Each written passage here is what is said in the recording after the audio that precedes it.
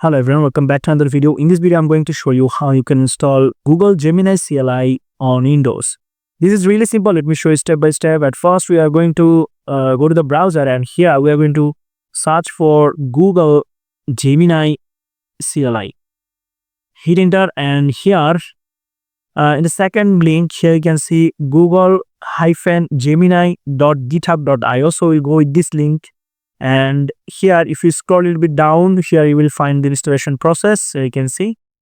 Then we'll go with the global installation. Okay, this one with npm. So you can see this is the command we need to actually paste in the CMD.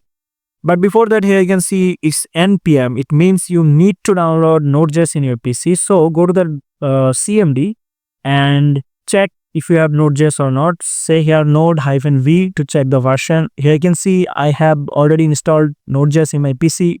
If you don't see this, it means you have to install it. So go to the browser and go for the Node.js org. Hit enter, and here you will find the link. Go for the download and click here get node.js and select any long-term support version. Current version is 25. I'll suggest you to go with the long-term support version. So go with the version 24, then .msi.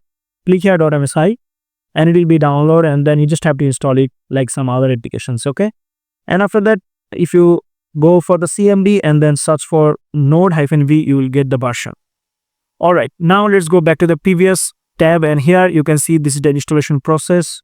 To install it in globally, you have to actually copy this, and you have to go for the command prompt. So CMD, and open it as administrator and paste it and hit enter.